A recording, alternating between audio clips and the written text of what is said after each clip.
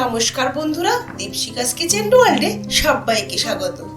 সামনেই বড়দিন, আর বড়দিন মানে ফ্রুট কেক। এই ফ্রুট কেক খুব সহজেই বাড়িতে বানিয়ে নেওয়া যায়। মাইক্রো ওভেনের ব্যবহার না করে গ্যাসেই কিভাবে এই ফ্রুট কেক বানিয়ে নেওয়া যায়, চলুন দেখে নেওয়া যাক আমার আজকে এই ভিডিওটিতে। ফ্রুট কেক বানাতে আমি প্রথমে একটা বোল নিয়ে নেব। এবার বোলের মধ্যে আমি হাফ কাপ অরেঞ্জ জুস দিয়ে দেব। আমি বাজারের কেনা অরেঞ্জ জুস ব্যবহার করেছি, আপনারা চাইলে ফ্রেশ অরেঞ্জ জুসও ব্যবহার করতে পারেন। এবার অরেঞ্জ জুসের মধ্যে আমি 1 table spoon almond, 1 table spoon কাজু, 1 টেবিল স্পুন কিশমিশ, 1 টেবিল স্পুন কালো কিশমিশ, 1 টিস্পুন ইয়েলো টুটি ফুটি, 1 টিস্পুন গ্রিন টুটি ফুটি, 1 টিস্পুন রেড টুটি ফুটি, 1 টিস্পুন মগজদানা আর 1 টেবিল স্পুন চেরি। এই সব কিছুই মিক্স ফ্রুট আমি এই অরেঞ্জ জুসের মধ্যে 1 ঘন্টা ভিজিয়ে রাখবো। আপনারা চাইলে এখানে 2 থেকে 3 ঘন্টাও ভিজিয়ে রাখতে পারেন। এবার আমি একটা চিনির ক্যারামেল তৈরি করে নেব। একটা কড়াই বসিয়ে হাফ কাপ পরিমাণ চিনি দিয়ে দিয়েছি।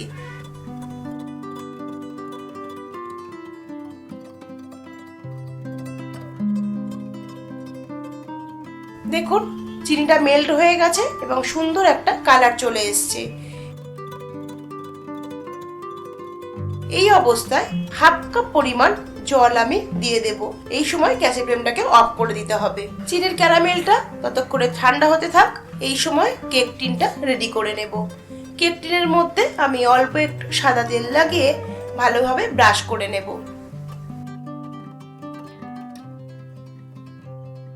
ব্রাশ করা হয়ে গেলে একটা বাটার পেপার কেক টিনের মধ্যে মাপ করে কেটে লাগিয়ে দেব।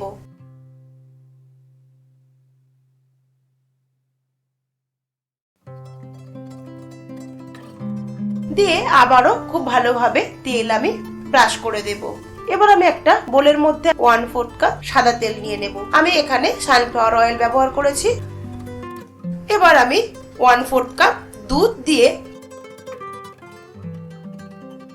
হুইস্কারের সাহায্যে খুব ভালোভাবে মিশিয়ে নেব।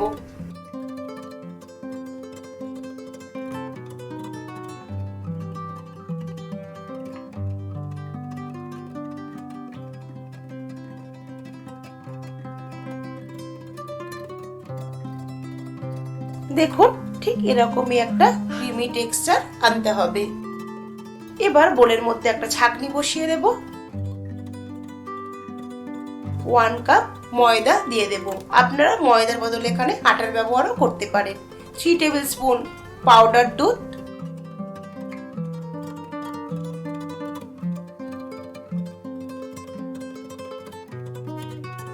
1 টিস্পুন বেকিং পাউডার,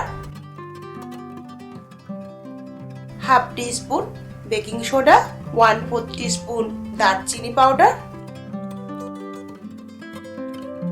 1/4 টিস্পুন লবঙ্গ পাউডার। আপনারা এখানে 1 পিঞ্চ জায়ফল গুঁড়ো ব্যবহার করতে পারেন। আমি সমস্ত ড্রাই উপকরণ খুব ভালোভাবে চেলে নেব।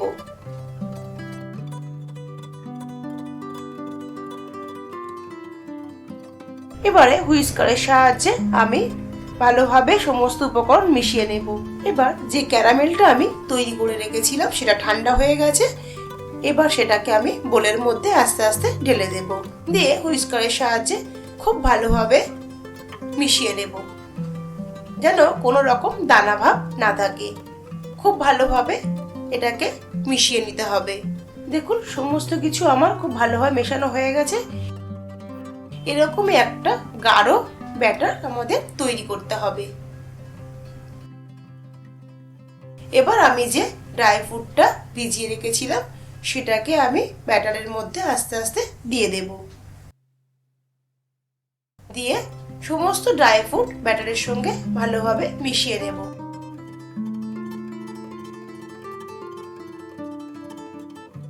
এবার আমি 1 পিঞ্চ লবণ আর হাফ টিস্পুন ভ্যানিলা এসেন্স ব্যাটারের মধ্যে সবশেষে দিয়ে দেব। দিয়ে এটাকেও আবার ব্যাটারের সাথে খুব ভালোভাবে মিশিয়ে দেব।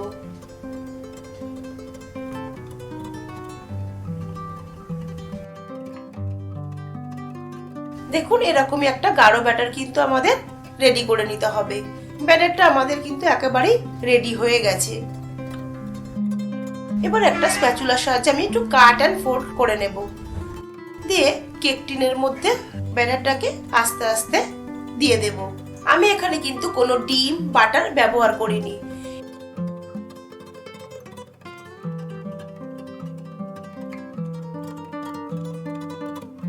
এবার কেক টিনটাকে 2 থেকে 3 বার ট্যাপ করে নিতে হবে। ট্যাপ করে নেওয়াটা মাস্ট, কারণ এর মধ্যে কোনো এয়ার বাবলস থাকলে হবে না। এবার ডেকোরেশনের জন্য আমি ব্যাটারের উপর কিছু ড্রাই ফ্রুট সাজিয়ে দেব।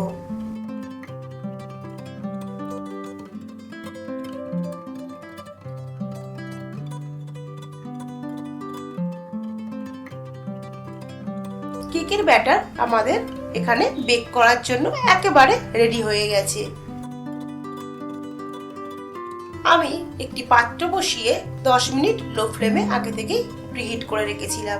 এবার আমি কেকটাকে 45 থেকে 50 মিনিটের জন্য লো ফ্লেমে বেক করতে দেব।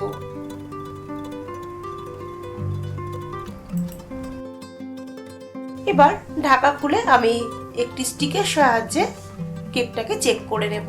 স্টিকের মধ্যে কিন্তু কোনো রকম ব্যাটার লেগে নেই, তার মানে আমাদের কেকটা কিন্তু একেবারে রেডি হয়ে গেছে। আমি কেক টিন থেকে কেকটাকে আনমোল্ড করে নিয়েছি ঠান্ডা হয়ে যাওয়ার পরে। দেখুন একেবারে পারফেক্ট দোকানের মতনই কেক বাড়িতে বানিয়ে নেওয়া যায়। আপনারা এভাবেই একবার বাড়িতে বানিয়ে ফেলুন। আর আমার আজকের রেসিপি আপনাদের কেমন লাগলো অবশ্যই কমেন্ট করে জানাবেন। ভালো লাগলে লাইক ও সাবস্ক্রাইব করার অনুরোধ রইল।